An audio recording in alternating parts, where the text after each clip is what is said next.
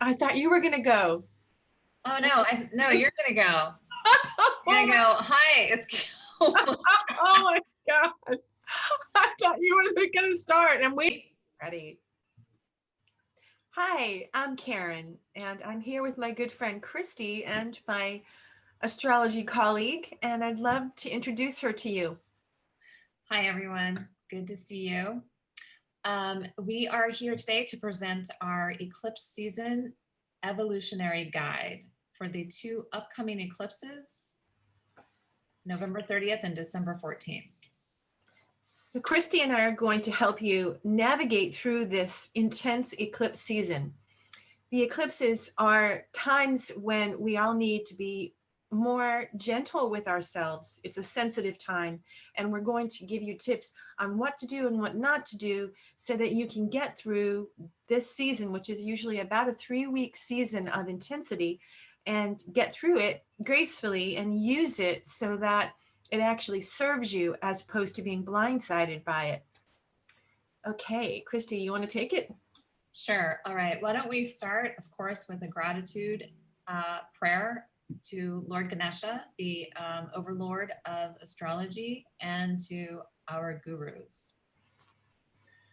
All right. So take a deep breath in to begin.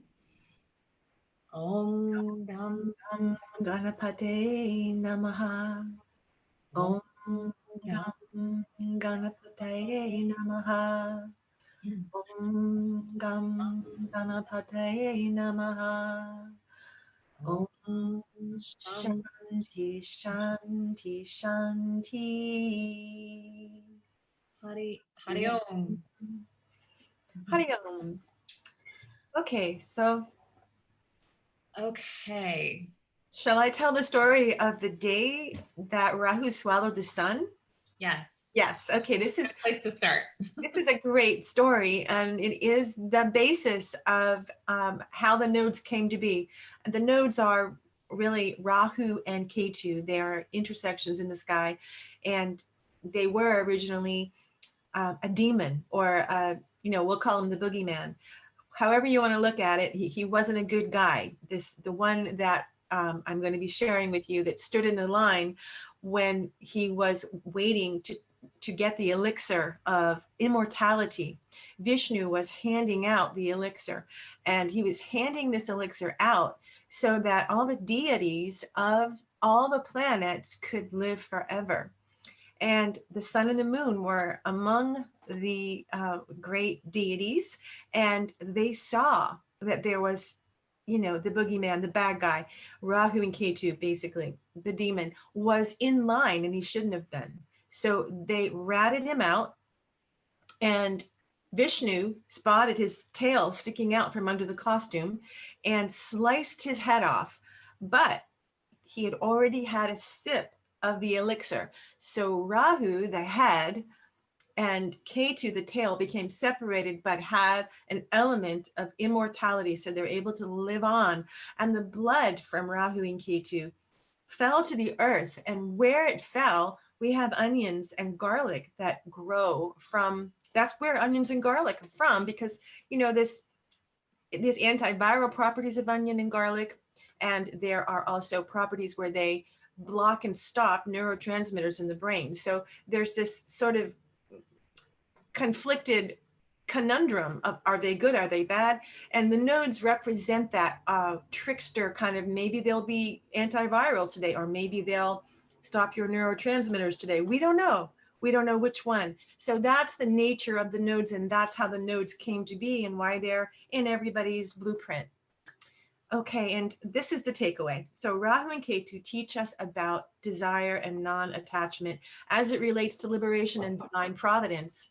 So they are our great teachers, basically. So it's just a myth. It's a great myth, and it has a lot of symbolism and truth.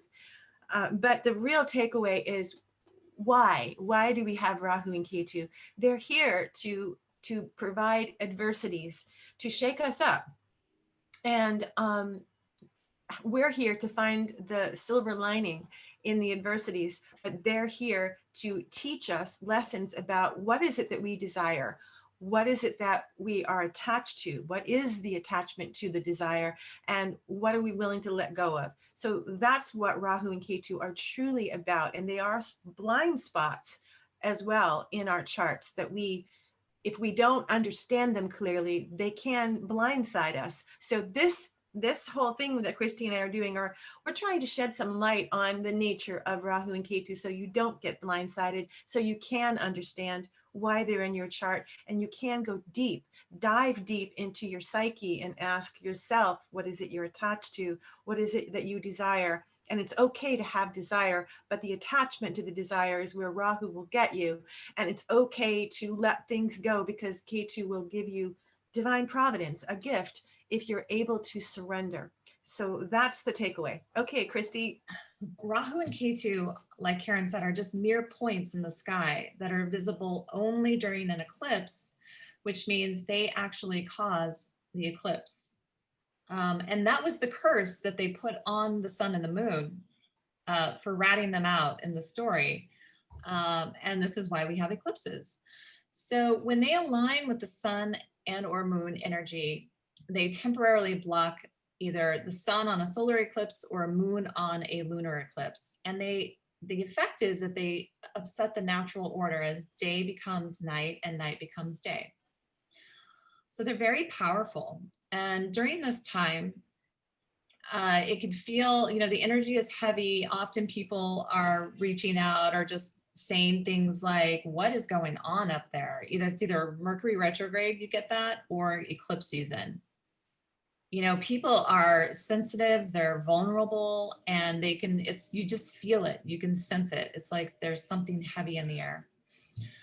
So we call that, sort of like a twilight zone, where nothing really is solid or predictable. Therefore, it's best not to start any new projects or get married or have any major events anywhere around, 3 days prior to the eclipse and 3 days after the eclipse. And then between what's coming up next is the lunar eclipse and the solar eclipse. So between that time period, also no major events, no major decisions, no major purchases.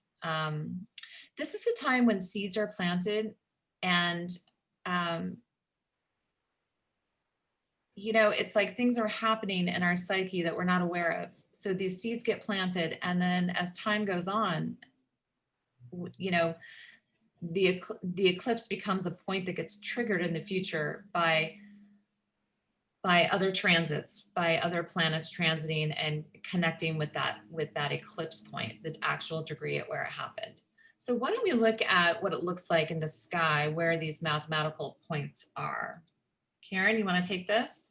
Sure. So, the sun and the moon were the ones that ratted Rahu and Ketu out. So Rahu gets his great revenge by blocking the sun, but we call it swallowing the sun. When we have these eclipses, the intersections in the sky here actually are when we have Rahu blocking the light of the sun, and Ketu blocking the light of the moon. So these are not planets. These are concepts. They are delusion, and they are shadows. They're life is really but a dream, right? So the Rahu and Ketu are posing as that kind of Maya, the great illusion. So we have to kind of learn a skill set and learn how to navigate through and peel the onion layer off and get to the root of what's really going on, and stay focused and not get caught up in the drama or in the Maya or in all of the delusion or all of the desires that are going to be thrown our way to tempt us and teaching us lessons. And of course, we have to be here in the third dimension, and we're going to it's okay to embrace some of the desire. We're here to have desire, but it's the attachment to the desire where we have to really learn to let go. And then Ketu will actually give us gifts if we do surrender to the desire, to the attachment to desire. You can't let go of desire entirely. What's the point of being alive? So, but the attachment is critical. And in that surrender, we'll call it, we get divine providence from K2. Okay. So Okay. what's the next? Yeah, and I'll just add to that, you know, when it's a solar eclipse, we'll have the sun and moon together either on the Rahu side or the K2 side. And when it's a lunar eclipse, we'll have the sun and the moon opposing one another. And then you see that's what creates the shadows, the illusions in the Maya. But it's true, they're just little points in the sky where these two paths intersect, and it says a lot. I like what you said about that, Karyn. Thank you. Okay, so understanding the effects of an eclipse. There are some keywords here you can, you know, read yourself. I won't bore you with that, but eclipses are portals for transformation and personal growth. And it really, if you harness this energy and you meditate and you know, connect to source in the way that you like to connect, you can really make a lot of personal shifts during this time. It's easy, you know, the veil is thin, so it's easy to commune with cosmic energy. And it's said that if you chant during an eclipse, on that day of the eclipse is the most powerful time that you can chant. So do take advantage. You know, and that goes for any kind of spiritual and healing practice. They are all very powerful during this eclipse window, but most specifically on the actual eclipse days. Let's see. Yeah, I kind of like this little analogy here. The portals behave like a pressurized subconscious download, like a zip file. So you're able to actually download information during these powerful times if you just close your eyes and go within. And that's just, it's amazing. So do take advantage. Now, the flip side of that, we have to be aware of self-trickery or not wanting to see something, or deception, you know, deception from others. It's harder to know during this time because the nodes are so powerful. It's harder to know what is real and what is not real. So keep that in mind. Whatever is, you know, not revealed during the eclipse, it may come to light later. Like I said, so think of, you know, secrets coming out, but also secrets being made. And then, okay, so we talked about waiting to make important decisions until after the eclipse. And, you know, it's just, Karyn, don't you think like sometimes you just want to make a decision, or you want to make a huge purchase, or you want to, there's, you know, you feel really they will tempt you. Yes. They know how to sneak in and push that button, the trigger button, and that desire will build like no other time. I get calls actually because I'm, you know, doing readings all the time for people, and the ones that I get just around the eclipse are those panicked calls where, oh my God, I just met this incredible person, but I'm married and I don't know what to do.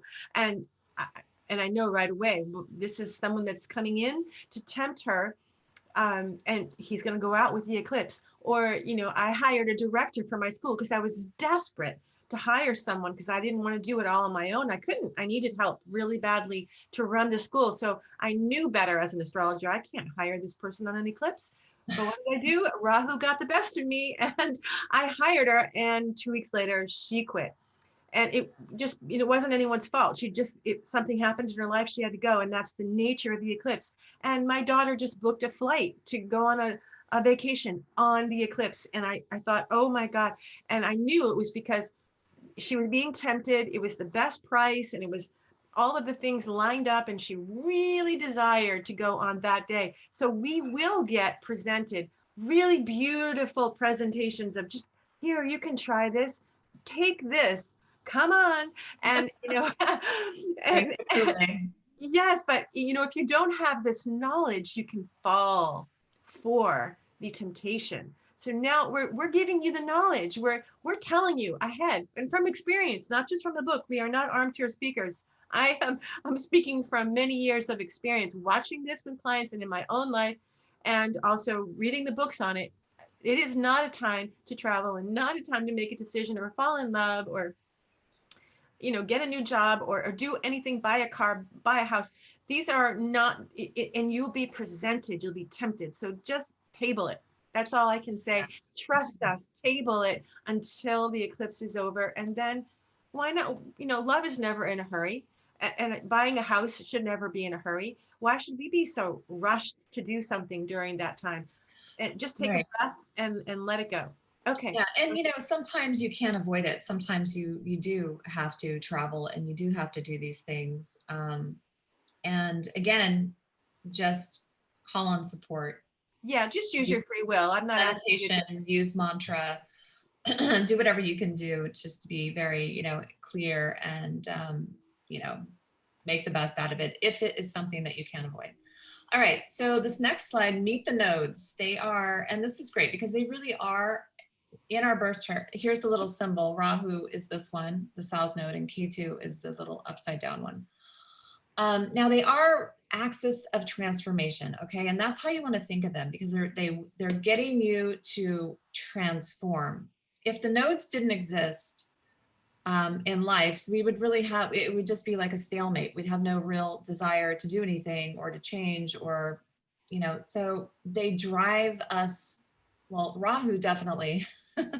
Rahu is the north node, and he is an energy that propels us forward with desire and obsession because we lack experience wherever Rahu is, and that's why we want it. We want to learn.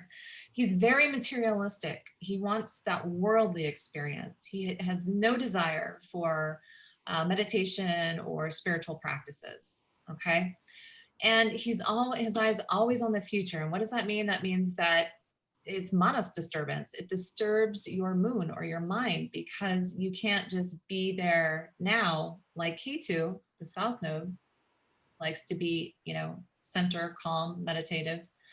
But he's always got his eye on the future and wants something. So it's said that his domain is the confusion of ignorance. Because we've never experienced those things. We don't know what it's like. We haven't learned our lessons there yet. And then the expression, be careful what you wish for, comes to mind when I think of Rahu. Do you want to talk a little bit about Ketu and how the south node functions? Sure. So K2 is really the body of the demon.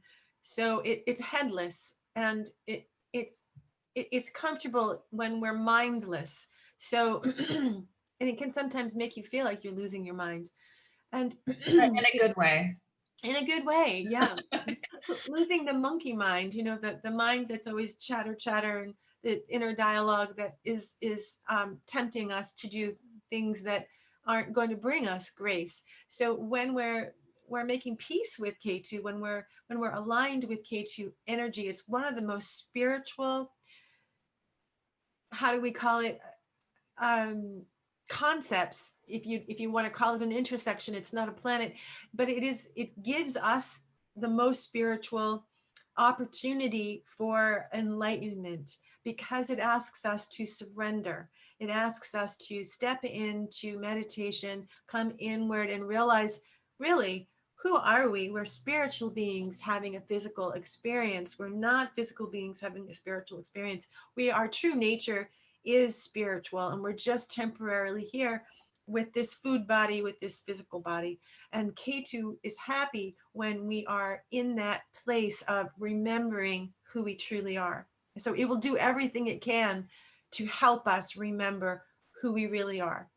Right, to sort of pull us back. And, a lot of times people describe the South Node as our past, the past life that we just came from. But I like to think of it even deeper into the past, as in it connects us to our source, to our true origin.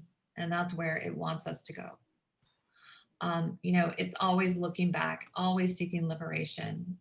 And in that, there's that confusion of certainty. Like we feel like with K2, we've been there, done that. We don't really need to pay attention to that thing that it, wherever it sits in our chart, or, it's kind of like not a know-it-all, but it's just I've been there, done that kind of energy.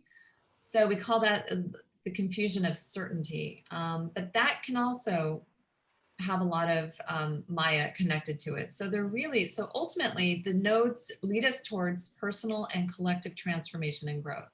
The key to balancing the nodes and the two signs that they're in and the two houses that they're placed in the birth chart or transit is, to really balance out whatever those energies are. But more importantly, we have to balance the material and the spiritual path. We can't just be on one. We can't be wholly material, Rahu, and we can't be wholly spiritual, Ketu, because we're in this world and this is a material world. And the world is full of duality, and that's where we know that for balance, we have to acknowledge both. Beautifully said. Okay, and then you want to talk a little bit more about the purpose of the nodes? I like this quote. We can start with this quote. Nothing ever goes away until it has taught us what we need to know, by Pema Chodron. Yeah, I love that quote too. So, if you have a relationship and you didn't learn the lesson in that relationship, you'll be given another relationship very similar until you learn that lesson, whatever it is, self-worth, self-esteem, secondhand rose. There's always a theme. And until you learn it, rise above it, forgive it, and witness it, embrace it, move on from it, we will be presented that opportunity for growth through an adversity with different clothes, a different person. So it's really important when you're presented an opportunity to try to embrace that, and not even to try, I shouldn't use that word, I don't like that word, but to embrace the opportunity and learn in that moment what it is that you need to learn about yourself, because every opportunity presented to you, whether it's a job or a person or a relationship, it's for your own growth. So until you can be grateful for it, see the growth in it, see what you're there to learn, instead of dismissing it and running from it, only to step into another relationship or another job or another position where you're facing the same thing, the same tragedy that it's all perception as well. It's so that you perceive a tragedy, oh my God, yet another job that I have to, take a reduced salary. Well, what did you not learn from the other job?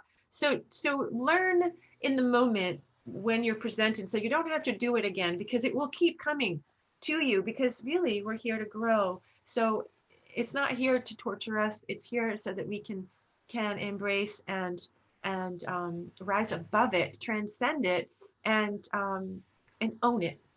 Okay, so shall I read this, or I think you covered it. yeah. Yeah, and also just to add to that, the nodes are like our blind spots. So you're not the only person that is reliving these lessons over and over and over. I mean, that's just, we're all sort of in the same boat, because they do, there's so much Maya and so much illusion that we could just basically call them our blind spots. But we are going to break it down for you so that you can grab a hold of this energy and make some progress. And this is the time to do it during the eclipse. Do you want me to take remedies? Yeah, take remedies. I could do do a little bit of it. You want to do the bija mantra? And yeah, I'll do bija mantras. Okay. So basically, if you look at Ayurvedic medicine, you can understand the science of the eclipse, and take the hooga booga out of it. So when we have an eclipse, we have molecules in the air. It's been measured and proven that the molecules are a little different than when we don't have an eclipse. And I'm not just talking about the day of the eclipse, a lunar or a solar. I'm talking about the 3-week window. So the 2 weeks in between the lunar and solar eclipse, there will always be 2 weeks between the lunar and solar. Whenever we have an eclipse is the 2-week window. And, 3 days before and 3 days after the eclipse brings us to about 3 weeks in total. The molecules during that time in the air around us are heavy, sticky, inflamed, feisty, and there are terms for these in the Sanskrit language called rajas and tamas. So basically, the molecules are rajasic and tamasic. And when we have those molecules around us, and we're subject to them, breathing them in and feeling them. You know, when it's a rainy day, you feel it. You just want to be a couch potato and you want to just eat cheese and pizza and all the things you're not supposed to do, because that's what rainy days do. Rainy days are kind of like an eclipse, where the platelets in our blood get sticky because there's a moist quality, overly moist. And we don't want sticky blood platelets. The name of the game here is to have a fluid flow, and the platelets have space and can move fluidly without being stuck. Because when we get our molecules stuck together like that, and we have blockages in our lymphatic system and our hemopoietic system and in our blood, then when we have blockage, we have disease. So we are more prone to a virus, to a food poisoning, to food that's sitting on the counter a little too long. This is not a good time to eat a leftover food thinking, oh, it's just a couple of days, it's probably fine, I didn't refrigerate it. No, that's not okay during an eclipse, because the food spoils more quickly, time is compressed, it goes more quickly, and the molecules are rajasic and tamasic, which create food poisoning, and the unfriendly bacteria, the microbiome becomes destabilized, and we basically have to make more informed choices on what we're putting in our body and what we're going to do with our bodies. It's not a good time to just sit. We want to move. We want lymphatic flow. We want, so a flow yoga might be a gentle yoga, nothing rigorous, no hot yoga, just something to keep the blood moving, so that we're counteracting the sticky quality outside, because as above, so below, and as within, so without, and vice versa. We want to use the principle of opposites. So if the energy and molecules are sticky, we want to choose foods that are not sticky. For example, one of the stickiest foods is dairy.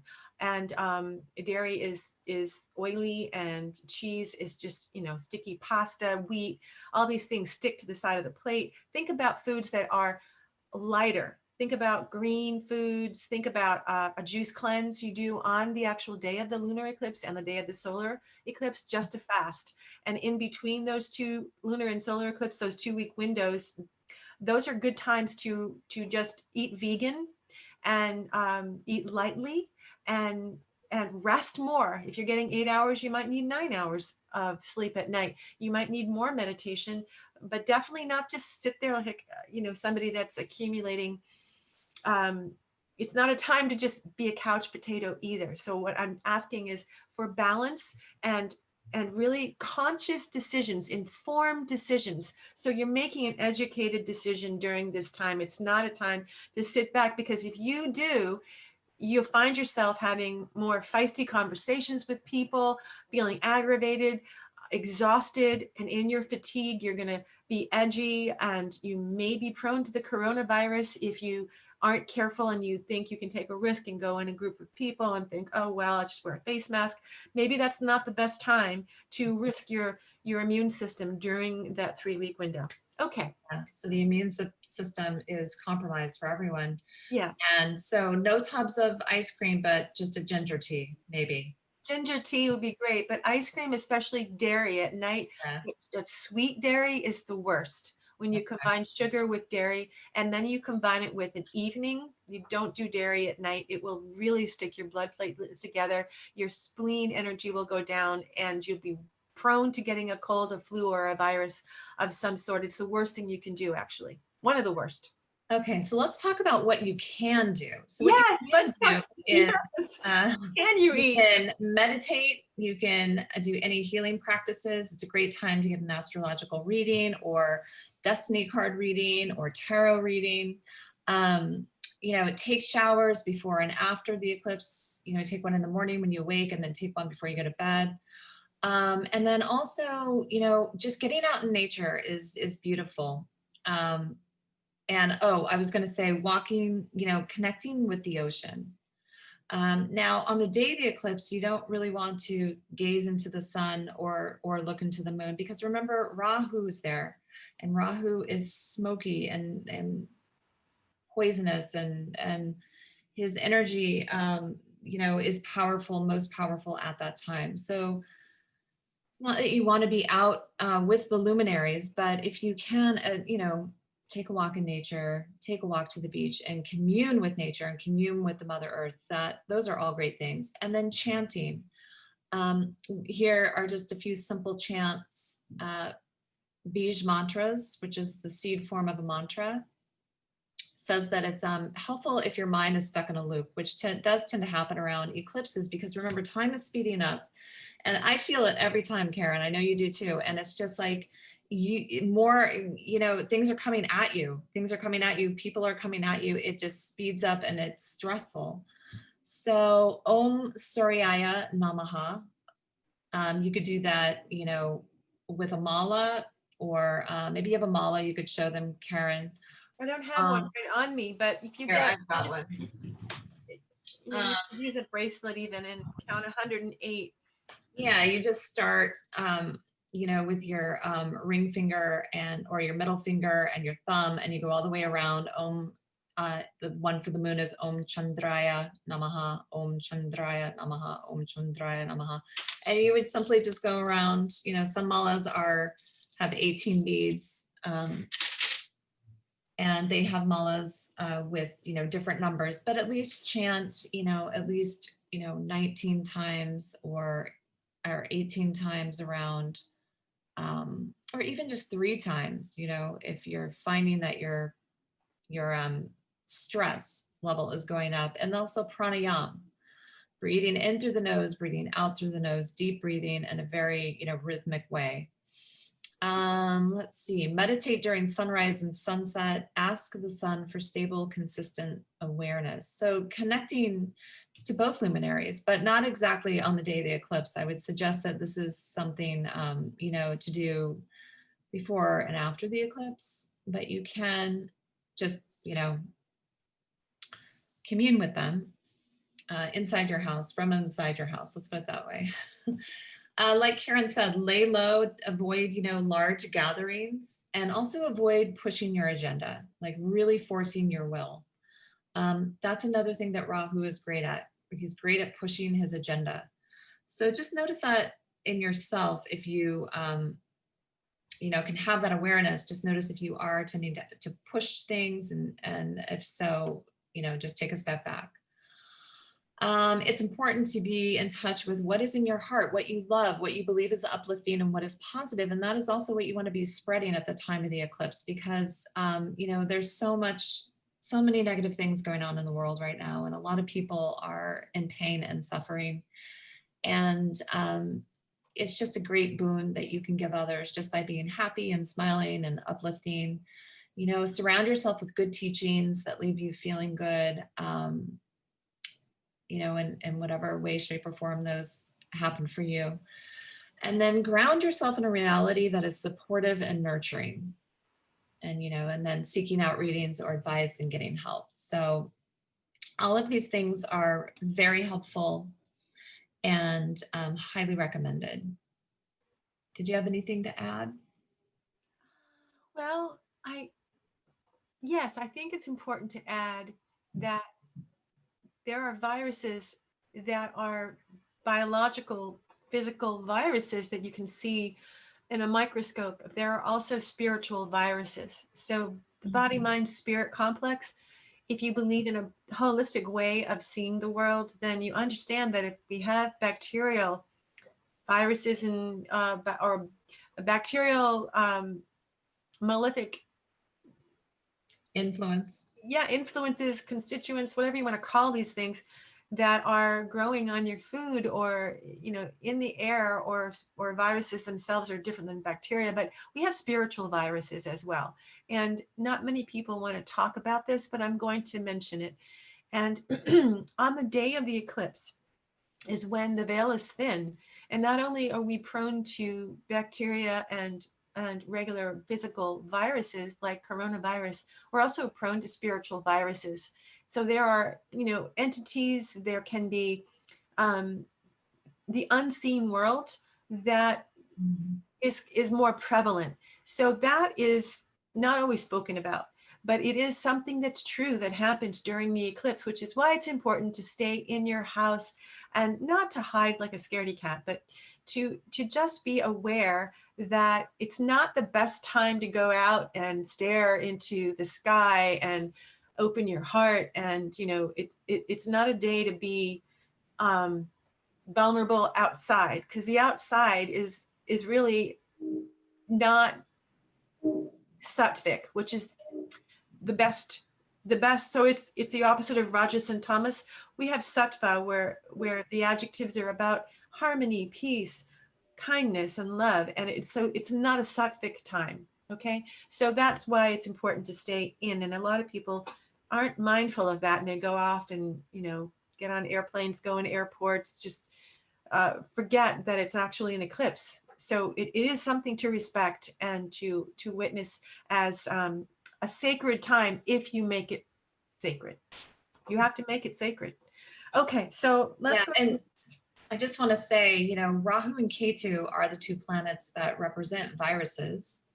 Yes. And they're also the two planets that represent entities. So yeah. We do need to be more aware. Okay, so we're going to move on and get into the nitty-gritty of where this lunar eclipse is happening. And it is happening in, let's see, so Rahu, the north node, is traveling through the sign Taurus. And we're talking about sidereal astrology here. So if you're on the Western side of things, or you have your Western chart, just know that what we're doing here and all the predictions that we're making are from your sidereal placements. I'll just flash the screen real quick. If you do not know what your sidereal placements are, you can email me here and I will send you a chart. But if you are, you know, into astrology and know a little bit about it, then what you can do is just subtract approximately 24 degrees from your planets in your Western chart, which is going to dial it back. So you would go backwards a sign 24 degrees from wherever that planet is or your ascendant is to get your sidereal chart. All right. So we want to talk a little bit about where Rahu is and where this eclipse is happening. Now, the eclipse occurs on November 30th, 2020. It is happening in the sign of Taurus. So very important that if you do know your chart, it's happening in two houses for everyone. It's happening in the sign of Taurus and the opposite sign, Scorpio. Now, if you have a Taurus or ascendant or Scorpio ascendant or rising sign, then you are very impacted by this eclipse. If you have planets in the sign of Taurus or Scorpio, you too will be more impacted than others by this eclipse. If you do not have any planets in Taurus or Scorpio, you still have a house, you still have two houses in your chart where this eclipse will occur. And, you know, no one really gets away. No one gets away from not having any effects on the eclipse, but, you know, it can be more intense for us at different times depending on our birth placements. All right, so Taurus is the sign of, so when I talk about these things, Taurus and the planet Venus that rules Taurus, and then I'm going to talk about the lunar star that Rahu is also placed in, which is the lunar stars are sort of behind the constellations. So within Taurus, we also get a lunar star called Rohini.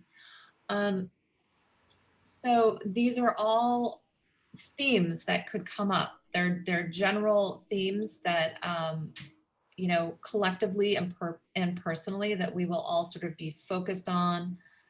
And they are also themes that are sort of up for the, you know, they're going through the shakeup, right? There's a lot of attention put on these things. So right now with Taurus, you know, it's the sign that rules money. It's the sign that rules the banking system. It's also the sign of natural resources, earth, and everything that comes out of the earth that has value.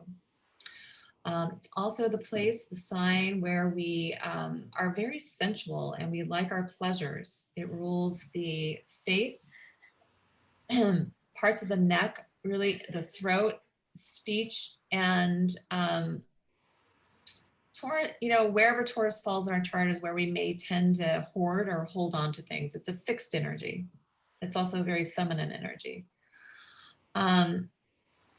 So we might see success in material, I think success and progress in material ambitions, especially because Rahu is here, right? And the arts, I think we'll have some cool things going on with arts, maybe some technological arts, and maybe some long-lasting, beautiful art pieces and artists that are coming to the forefront.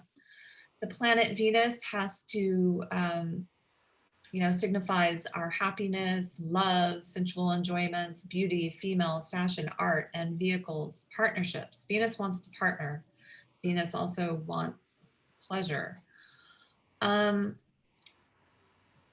Rahu in Taurus, I'll get into that more down here, but I thought maybe, progress in electric vehicles, progress in beauty treatments, perhaps. So all of these things, because Rahu is a technological planet and the planet of progress. So I think that's why like cryptocurrency is really going to start to, grow over the next 18 months during Rahu's stay in Taurus. So the lunar star of Rohini, so this just gives us even more information about the placement where Rahu is. It's in the sign of Taurus, but that's 30 degrees. This lunar star of Rohini is 3 degrees, 20 minutes. So we get a little more flavor. Or it's not 3 degrees, it's 1320. So one of its padas is 3 degrees. So Rohini is called the red one, and it's a very creative and sensual energy. But here, there is a little issue about, because Rahu is here, this could distort or confuse relationships during this transit. There can be inappropriate relationships of all kinds. It's also a lunar star that deals with favoritism, jealousy, and ethnocentricity. So we could see some of these themes continue to play out. Like we've had a lot of like the Jeffrey Epstein, and now we have a new sex slave trafficker in jail, Keith Raniere. So things, there may be more, maybe more will come to light, but a lot of this type of energy is now, being revealed. So with Rahu in the star of Rohini, we want to be aware of too much desire, too much of a good thing. And then there's also some themes of plagiarism and theft. So let's look out for that and see if anything like that comes up. And I thought about that, and I thought about this whole race for the vaccines, Karyn, and I was just thinking, like, this would be interesting. I could see something playing out along these lines, plagiarism and theft of patents or, scientific ideas and patents. I don't know. That could happen too, because we're rushing this vaccine, and in our haste, all kinds of things can happen if we're not fastidious and doing this mindfully, carefully, and thoughtfully. We're rushing through it. So yes, all kinds of things like plagiarism and like you mentioned, even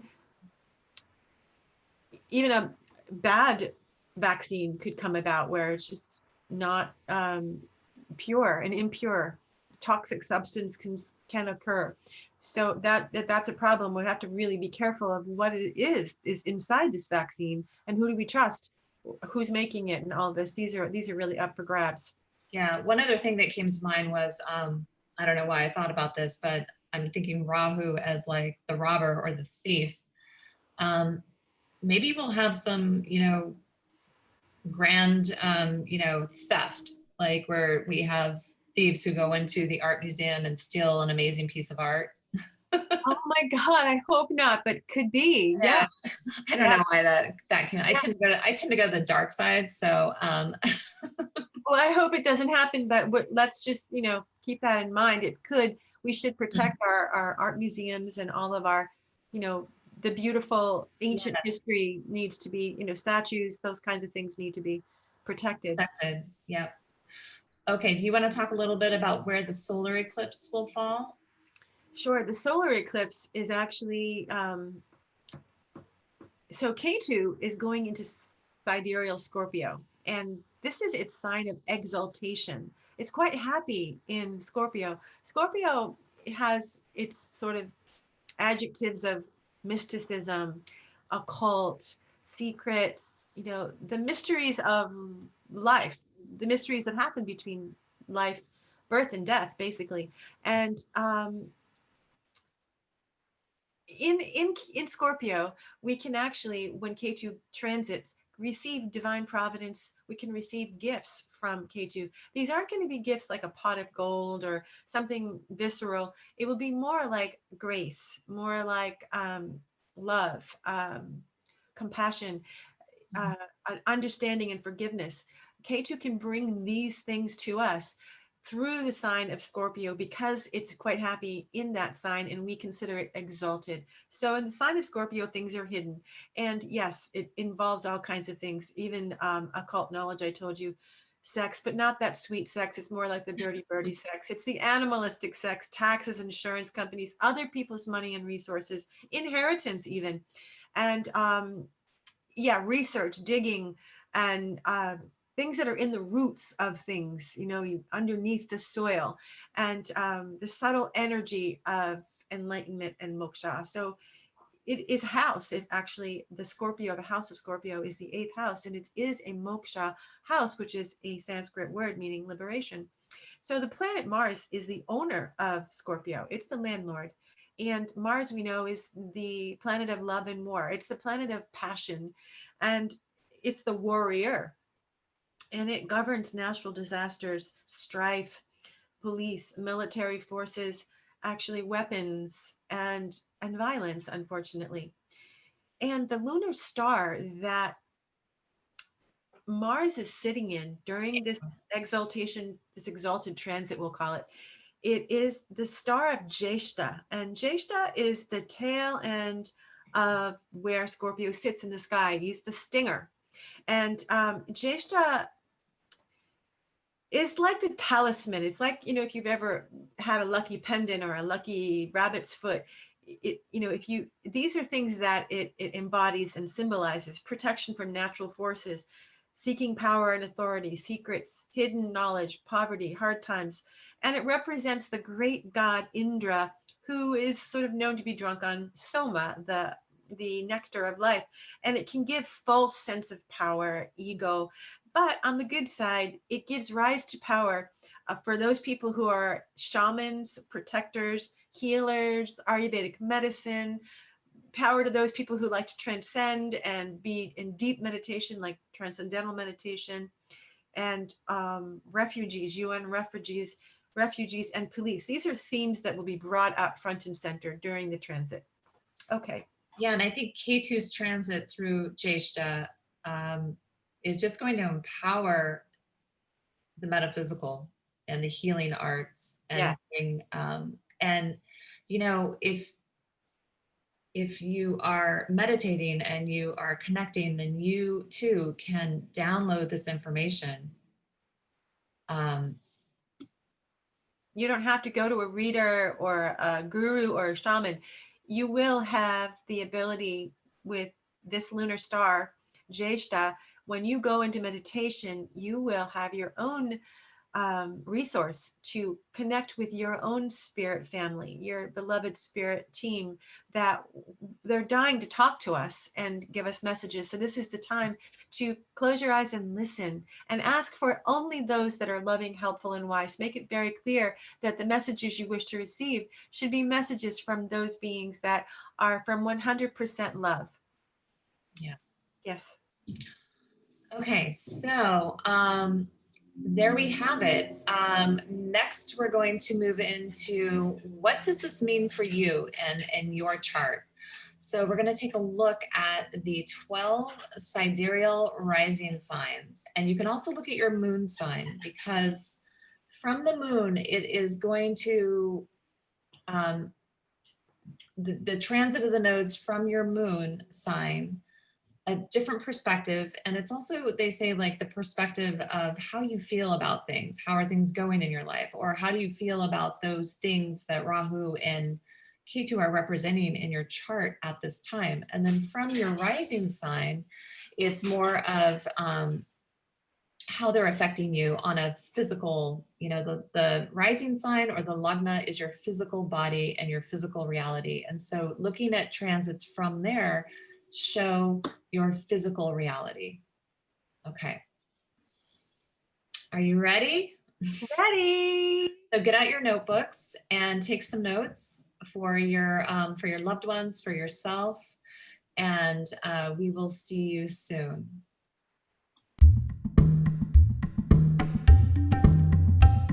Okay, so for Aries rising or ascendant, as it's sometimes called, and for Aries moon, over the next 6 months, these are the themes that may become front and center. Now, remember, it's just general. So there can be focus on your earned income, money in the bank, assets, finances, family. You may be spending more time with your family. I'm sure you are. You could even have growth in family. Sometimes marriages, new babies, even just new members coming into your family at this time. Speech and food. Now, remember, Taurus is the face, right? And the throat. So it's what we put in our mouth and what comes out of our mouth. So there might be a need to pay attention to that. Pay attention to your diet. Pay attention to the words you use, the tone that you have with your speech. There can be some need for balance in that area.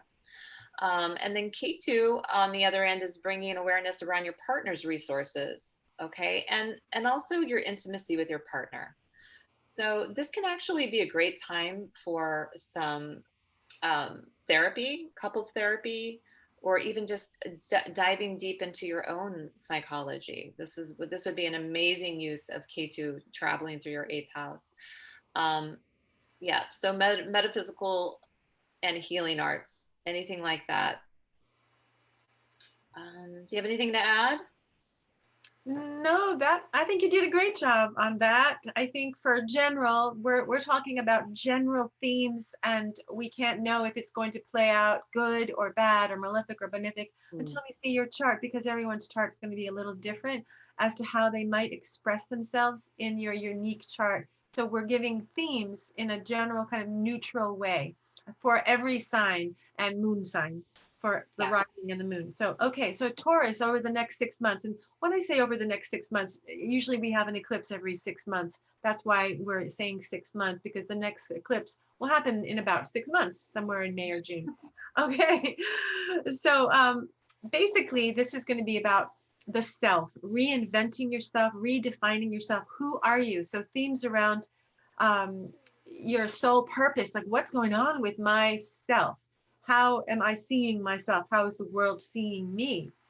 And it doesn't have to be in a narcissistic way, but it's time. It's that time in your life to take another look at how you see yourself. What's your story? And how does the public see your story? And maybe you want to change that, or maybe you like it. But if you like it, then it's time to really step into it and be more joyful about yourself.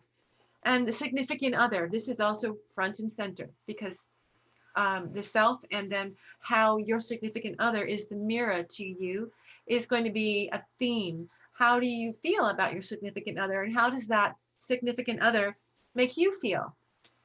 As well as partnerships. So collaborations and colleagues and any kind of business endeavors can also become front and center. Things might get shifted. You might meet a partner. You might lose a partnership, but partnership is going to be a theme, and it can be, romantic partnership as well. Okay. I just want to add something to that. That came to mind was great time, Taurus, for a makeover. Go get your hair cut in a wild, different way. This is Rahu moving through your first house. So dare to be different. Maybe you want to try changing your wardrobe, changing the way you look. Good idea. So experiment with that. Have fun. Okay, here's Gemini for you, Kristy. Okay, Gemini, over the next 6 months, let's see, it looks like you have this. Okay, so the 12th house, this is happening in your, let me see here. Yeah, you have Rahu in the 12th house. So that's going to bring an interest in transcendence, meditation, retreats, ashrams, getting enlightened, paying attention to your dreams. You're kind of moving into, you might actually, I know Gemini is a very social creature, but for the next 18 months or during this transit, you might want to be alone. And actually, if you can't be alone, this is a great time to learn to be alone, with yourself, to um, follow your dreams in a sense, and pay attention to your dreams. Also, it's a time where you feel like you want to escape. So we have Ketu, the South Node, in the house of health and purification and our our daily habits and our routines. So you may start not really wanting to pay attention to that, and may feel like you want to escape, because the other side of the 12th house is to escape, but you want to make it a healthy escape. So we suggest, meditation, ashrams, retreats, dream work, even deep psychology, and remember to balance those two things out, so work and play, and go to the gym. Don't just slough off going to the gym. Try to stay healthy, try to keep a routine, as much as you may feel that you just want to read a novel all day long, stay in bed all day long. There is one thing about Rahu traveling through the 12th house, is that it's hard to sleep. Have you ever experienced that, Karyn? Yes, actually, Yeah.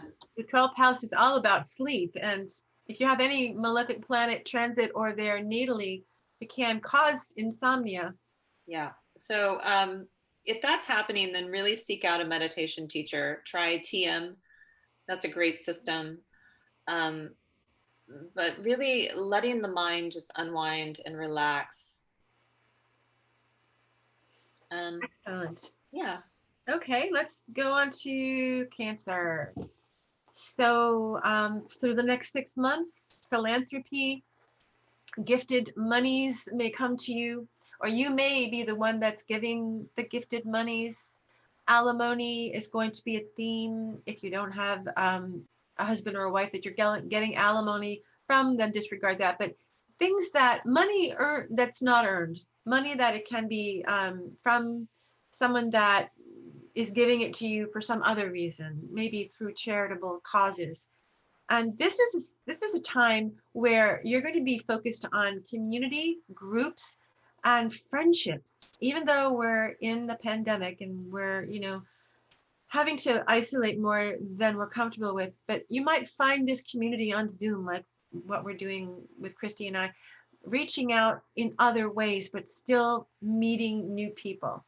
That's what this house, this field of living, basically, that is being lit up from the eclipse. That's how it's affecting people who have a Cancer ascendant. There's going to be divine grace for you as well, because that 11th house is the house of divine grace. It's one of my favorite houses. Also, keep in mind that Rahu and Ketu represent technology. So when you get Rahu in the house of friendship, community, and big endeavors, Yeah. Cancers are, homebodies. They're very sensitive people, and they may not like this whole Zoom, what do we call it, a phenomenon, but they might start to warm up to it a little more with Rahu transiting that 11th house. Good point about that. So yeah, and because Ketu is in the 5th house of romance and fun, deep love and education, they might even want to try dating online.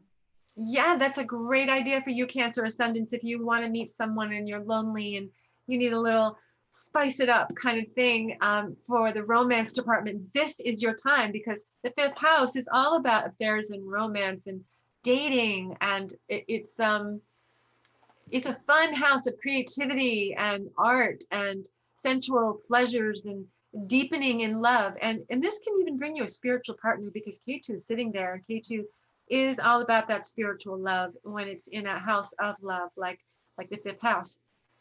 It could even bring you a baby. It could do that too. So careful.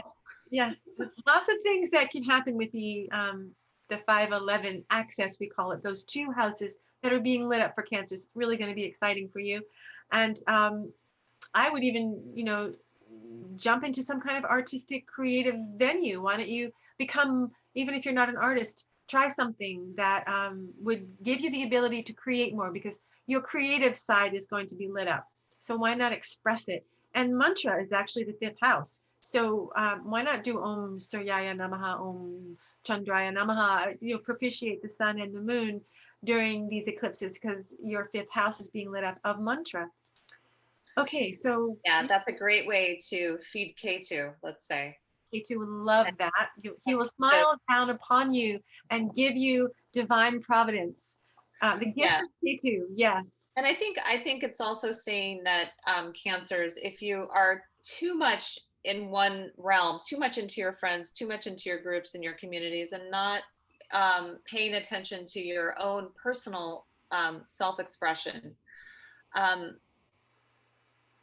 so you need to balance the two. You want to do Leo?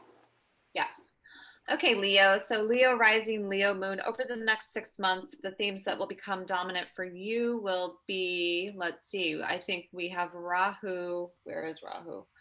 In the 10th house of career and your reputation, your status. So there could be some change there. There could be, maybe you become a Mr. or a Mrs.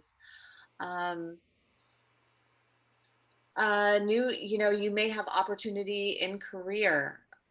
Okay, so perhaps the COVID situation has brought some new opportunities, some new ventures for you, or changes within a job, or people leaving. Sometimes the CEO leaves, or there's a lot of transformation there. So expect some change, whether it's people around you at work or you yourself. And then opposite the 10th house, we have the 4th house, which is really where we find our happiness, where we retreat within ourselves. It's our psycho-emotional being, our emotional body, and our state of mind. So peace. Now, this is where you need to balance home and career. And of course, the focus is going to be more on getting out there and being in the world and being seen and being productive, and less wanting to be at home and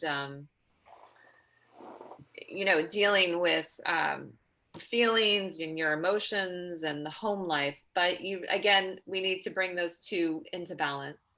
So for you, don't become a workaholic, or watch out for that under this transit.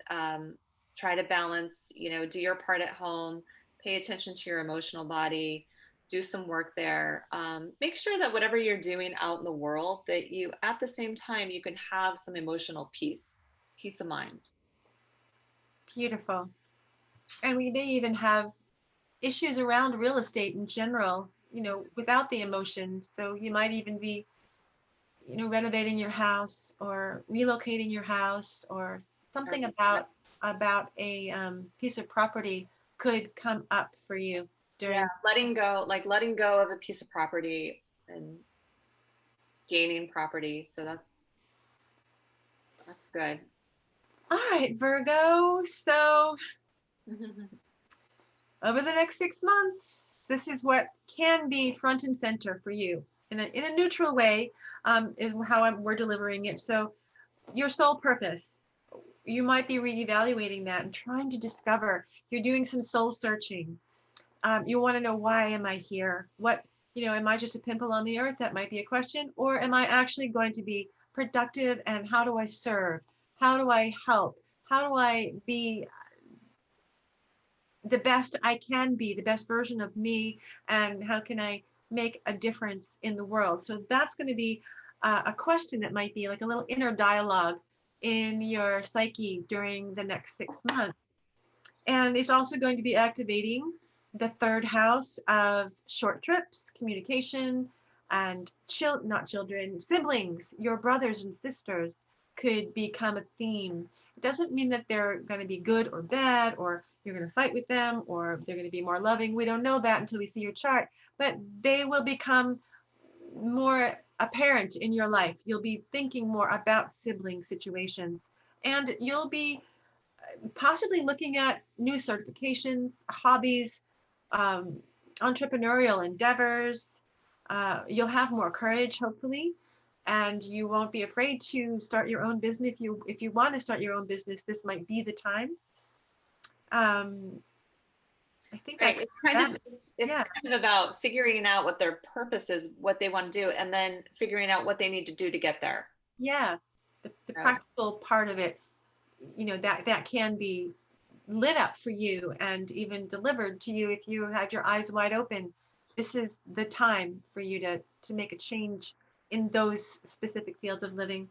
Okay. Yeah, and I think that inspiration, the nodes and the eclipses will bring that inspiration that you're looking for, that new teaching or path will become visible during this 18-month transit for you. Okay, so moving on to Libra. Libra rising and Libra moon. Okay, so over this next 6 months, you have Rahu transiting your 8th house. The eighth house is, like we said, other people's money, partners' money. There can be some change there. There can be some focus there. It's also a house of scandals and crisis. So we want to make sure that our actions are aligned with Dharma.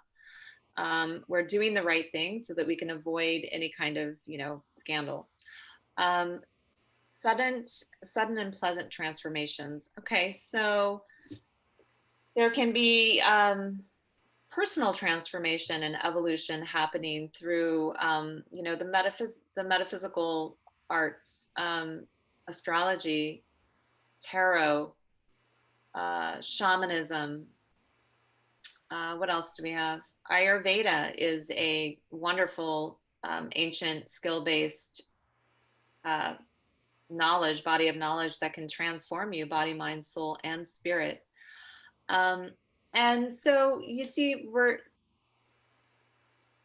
now, like Aries, this is the 2nd house and the 8th house. So there can be some change in income. There can be, whatever that means. There can be new jobs coming in, losing jobs, gaining jobs, changing your partner's money, and things like that.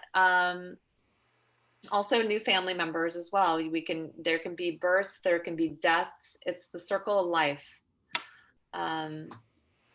It could just be family themes too. If somebody is dating someone, they could tie the knot, and that suddenly they become family. They don't have to necessarily be pregnant, but that's how you get a new family member, through marriage or through pregnancy. So the 2nd house is going to be lit up, and that represents family, however that unfolds in your chart. And the 8th house is the house of in-laws. So. That's a good point. Yes. So yeah, Libra, this is exciting. My daughter's a Libra, so we shall see. Oh, yes, we're waiting. We're waiting. Yes, we're waiting. All right, Scorpio. And we like to say that, where the nodes are transiting, right? Taurus and Scorpio, these are the people that are really on the hot seat. So if not a Taurus, if you don't have a Taurus or Scorpio rising or moon, you can take a little sigh of relief. Yeah, a little backseat. It's not as intense for you, but Scorpio and Taurus, heads up, this is intense. It could be intense great, could be intense not so great. It could be whatever it is, you will be forever changed. Yes, and all news is good news. I just want to say that sometimes the adversity is painful, but there's always that silver lining, and nothing is here to just torture us for the purpose of just devastation.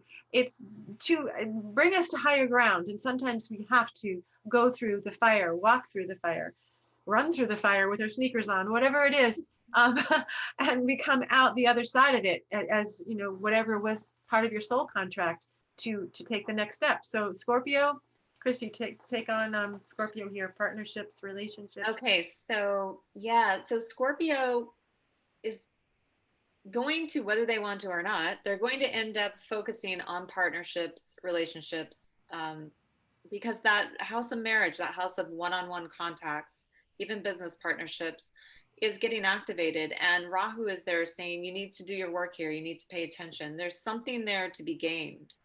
But again, you know, you may start to feel that you're getting the short end of the stick because you've got Ketu going through your first house, the house of your body. And when that happens, you tend to feel a little invisible because remember, Ketu is the planet without a head, without a face, without an identity almost. So if you feel like you're getting, you know, overlooked and your partner is getting all the attention or needing all the attention, just remember that this too shall pass, and this is just a phase. And it's really about how you're showing up for your partner in your partnerships, but also don't forget about yourself, because again, we always want to bring it back to balance. And this might be a time where you're really learning about how much you lean on your partner, how much you need your partner, how much or how much your partner they need you. You know, yeah. So finding that appreciation and that value in partnership, I think, is a great way to handle this transit. And then privacy, you know, you might just be in a phase where you may not even want to be seen, and that's okay, because you are sort of undergoing an identity. It's almost like having an identity crisis, but it's all happening within. It's almost like you're not aware of it, but coming out of this, you yourself, I think Scorpios will just, they'll go deep with this transit, and they'll come out renewed, and they'll come out with wisdom, and they'll come out with something to give, something to share. They almost will feel like they might lose their minds, and they might even feel like they lost themselves during this time. Yeah. But that's okay, because it's just temporary. And but remember, it's just an illusion, and these are only intersections in the sky, right? But this is going to feel real.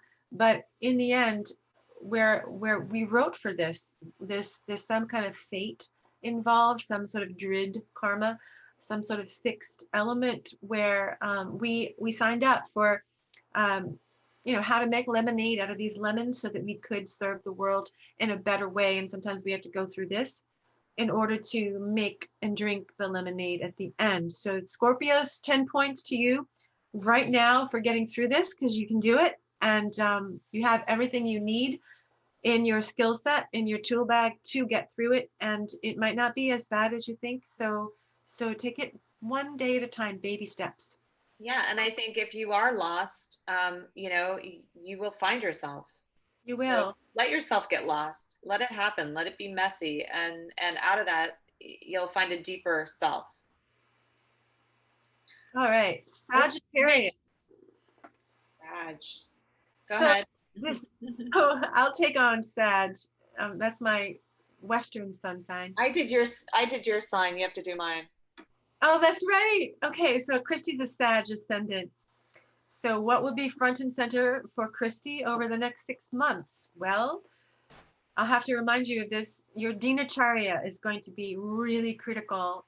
You know, getting a good routine and lifestyle, the habits that you choose over the next 6 months are going to really make or break you, because the field of living that's getting lit up is the 6th house, and the 6th house brings in purification, a focus on the body, the physical body, and health, even alternative health. So it'd be a great time for you to maybe try a new routine as far as yoga, or a meditation routine, or a breathing technique. Try the pranayama, 12 rounds twice a day.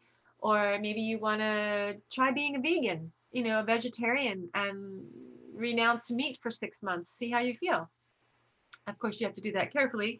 If you have someone with a catabolic constitution who really needs protein and iron and the building blocks, that can be tricky. So get yourself educated about how to become a vegetarian without becoming anemic and keeping your energy levels high. But this is the time to revamp your whole physical being, your body, and to what you put in your mouth is going to be really important. And when you do it, are you eating at the right times of day? Are you eating your biggest meal when the sun is highest in the sky? This is the dialogue that you'll start wanting to know, what's a good diet for me? What's my constitution? Am I Vata, Pitta, or Kapha?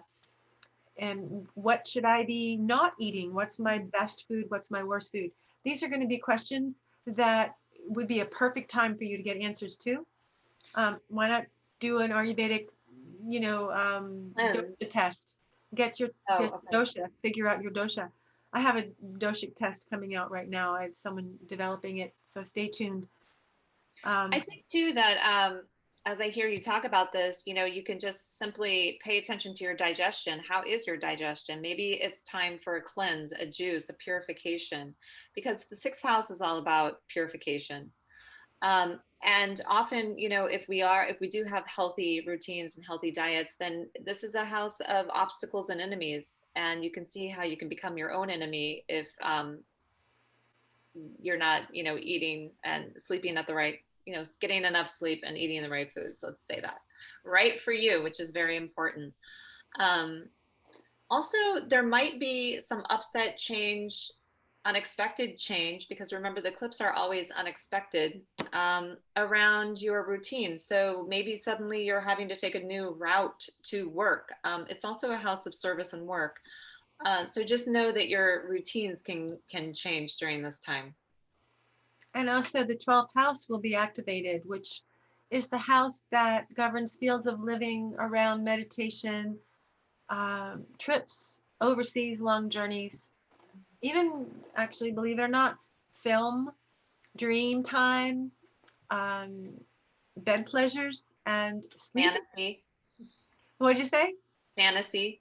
Fantasy, yeah. So this is going to be a big, theme. And I know actually somebody who's a Sagittarius ascendant, she's planning a spiritual retreat. She's going to Costa Rica right around the eclipse. And I thought, well, how ideal for her. Nice. She's going to do some soul searching on this spiritual retreat. So that might be something that all of you Sagittariuses want to look into during the next 6 months. Why not? You have the 12th house lit up and it's calling you to travel. I know that this is not an ideal travel season because of COVID, but you can do, your own inner journey if you wanted to do that. There's so many other ways. You could even do an outer body experience. Who knows, right? OBE, take a workshop, read a book on it. Okay, so what else? Mm-hmm. We have Capricorn. Do you want to do that one, Kristy, or you want me to? So Capricorn is over the next 6 months. Your fifth house is on fire with Rahu there, bringing pleasure, romance, art, creativity, children, sweetness to the forefront in your life. Meaning that it's time for you to really delve into yourself and express yourself, whether that's having a baby or creating a piece of art, or even writing a book. These are all, fifth house themes. On a deeper level, it's the mind. It's a deep, deep thinking, and discernment. So we get, again, going back to that mantra and, the sun, this is the sun's natural house and the house of Leo, and it can always bring you back to yourself, your true self, and the deeper meaning of that sign. So any kind of a spiritual, you may be interested in spirituality. And then we have K2 will be traveling through the opposite house, which is the 11th house, which is friendships and groups and ambition. So I suspect that, you may be leaving groups, or maybe you've outgrown some friends and outgrown some ambitions, and you are feeling more like you want to dive into yourself and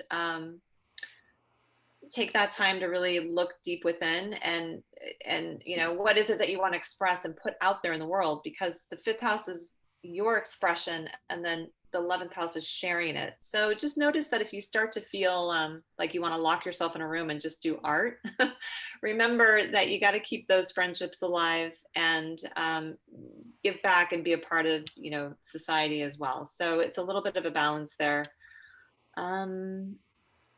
Children. So be careful. Rahu going through the fifth house if you are not planning on having children. And also Jupiter will be in Capricorn soon and Saturn is there. So this house is very activated. I mean, Jupiter and Saturn will be in your first house, so Jupiter will be aspecting that fifth house. So this can be a time where you get that unexpected baby. So just be in the know and have fun.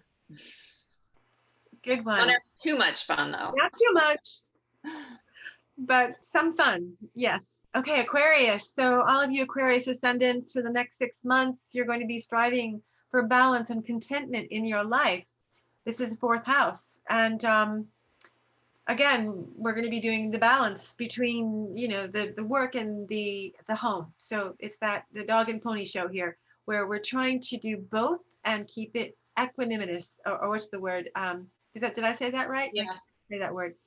But that needs to be in check, because you'll be challenged during this time to restructure the way your perspective perhaps on what's your career, what's your status, you know, in life, and how are people seeing you in your career, and what's going on in your home and your real estate and your emotional body, even your mother, right down to your own mom. So these are things that are going to be looked at in your mind, and where you might need to be putting your attention to bring more fulfillment and I guess transformation is what's going to happen here. So be ready for these two fields of living to be changed up a little bit, and for something new to come in regarding these two fields of living. Real estate, you know, can be a second home. It doesn't have to be your home. It could be you're juggling a second, you know, summer home or a winter home that needs to sell, and you might need to just, you know, offload that. And this would be the time during these 6 months. And changes at work, like I said, letting go of your status or doing an upgrade, getting a raise. These are things that will present themselves to you, so be ready for them. Okay. Yeah, I just want to say too, you know, both Aquarius and Leo, where the nodes are happening in the 410 axis, it just makes me think of, you know, juggling. In my mind, I'm picturing, you know, parents who have children who are working, doing school, right, on Zoom, and then they now have a home office. So for those two signs in particular, it could be very challenging for you to have your work life now in your home life. And children homeschooling. I mean, that's happening there. Yeah. Yeah, homeschooling. So that could be one area that's really just lit up for you, for sure. And that's going to be hard for anybody. It doesn't matter what your rising sign is, but be gentle on yourself if you are an Aquarius ascendant, because that is that's going to be extra hard for you. Yeah, or Leo, right? Because or remember, Leo. the nodes are always going to bring a little more stress and a little more challenge. So yes. So it's okay. You can whine about it. We give you permission. Yeah. Okay, Pisces, this is the last one. And what's going on for Pisces? So the third house is going to be activated, and the third house represents children. I'm sorry, why do I say that? My siblings. My sister is like my child. Yeah, so siblings and communication, writing, hobbies, pursuit of vocational skills, you know, they're, you know, certifications, diplomas, going to a tech school, learning, teaching, yeah, learning, wanting to really gain new knowledge, but practical, so that you can, you know, this is the house of entrepreneurship. So putting yourself out there, Pisces, you are sort of wanting to maybe even reestablish your own skill set, and maybe this whole COVID situation has you rethinking, you know, what your skill set is. And yeah, you want to go for a certification, you know? Yeah, and how that's going to align with the ninth house, which is, you know, maybe a new path, right? Maybe you are, maybe this whole situation has really been liberating for you, and you're just reached the point where you're like, you know what, I'm ready to do what I want to do. I'm ready to do my dharma. Yes, and that's K2 in the ninth for them, right? So K2 is very much about liberation and spirituality, and that brings you a spiritual type of education. So you might want to do something like study Ayurveda, or go to yoga teacher training, or get your Reiki, you know, The Yeah. 3 levels of Reiki. You might want to jump into all 3 levels. So, or you might just want to go to college because the 9th house is college, but you might take on a metaphysical subject. You might study Carl Jung, or you might study something that's more about the psychology and spirituality, and that would give rise to the purpose of your life.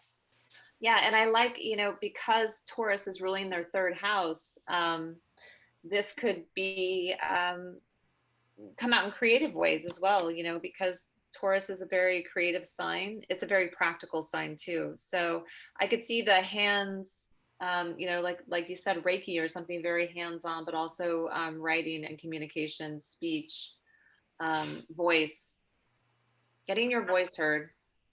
That's a good one too. Just, yeah, speaking out and being heard.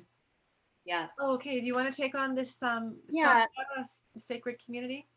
Yeah, so at this point, we are wrapping up our presentation and we're really looking forward to our 2 eclipse. Actually, can you go down to that? The second to the last, that one. Yeah, that slide.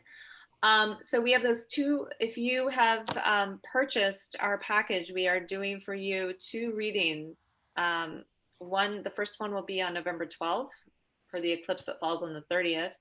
And the second one will be on December 11th for the eclipse that falls on the 20th. So you'll have time to prepare. And these eclipse readings are based on your personal chart. We will have your chart up, and we will have a small community of people. What we're going to do is send out an email, and you will have an hour. And within that hour, you will have your reading. And you may have 5 to 6 other people on the call with you. We're asking people to come together as a sangha, as a community. So if we go back to that other slide, Karyn, we had such a great time last time this happened, and we all learned so much through sharing personal stories. And it's important that we're there to hold the space for people.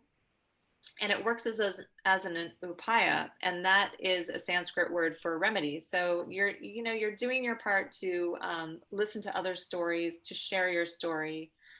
And whenever you put your attention on, the great star nations, all the planets and the lunar nakshatras and the signs, and you're making an effort to learn the sacred science of light, and you're sharing your story with kindred spirits, this helps to sort of mitigate and soften any negative effects of the eclipse. So what you're doing now, just wanting to know more about the planets, is appeasing the nodes and all the planets as well. So we want to thank everyone for being vulnerable, for sharing. And we will be in touch. You'll receive your email with your scheduled hour, and you're welcome to stay and hold the space for others, like we said, or you may have to jump off. Either or is fine with us. It's $35 for both the lunar and the solar eclipse reading, and each is about 10 minutes. And we're going to be doing this annually, so for every eclipse. So if you missed this one, look for us at the next eclipse and sign up for your 10-minute reading. It's a special reading because we have your birth information and we can make it personal to you.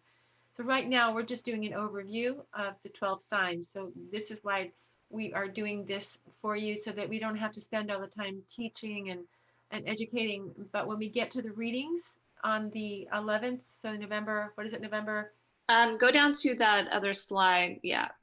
So November 12th, 11, 12, and 12, 11. Well, that's why I get so confused. It's like dyslexia. I can't believe we haven't messed that up yet. I know. So we're going to be doing it twice. So one for the lunar and one for the solar. And we'll do it again next June and May when we have our next eclipse season. So join us then. Yeah, and it's not too late to sign up. So it's $35. You'll get a recording of this entire webinar with all the information about the eclipse. So that is part of the package. And then the 2 mini readings. Yeah. And then if we go to, yes, here. So there's my email, kcohenstars@gmail, and Karyn at karenchabot.com. And you can also visit www.karenchabot.com and sign up under the tab, I think it's Learn, and then scroll down to Astrology or Jyotish, Vedic astrology, I think. Vedic astrology classes. Yeah. And that page and pay there if you want to. yeah, we're coming up on the ninth night of Goddess Saraswati, the Navaratri. So this celebration started off with Goddess Lakshmi. Durga. Started off with Durga, removing all the negativity and impurities, and then we moved into the 3 nights of the Goddess Lakshmi to bring the wealth and the sustenance on all levels. And then we had the 3 nights of Goddess Saraswati, who comes in to fill that space that with speech and with knowledge of the arts and all things sweet in this life and Some wisdom. So we just want to give a shout out to our 3 goddesses and thank them for all their gifts. And we sincerely hope that all beings are happy, that all beings are peaceful. May all beings be free from suffering and live with ease. Namaste, Namaste everyone. Thank you.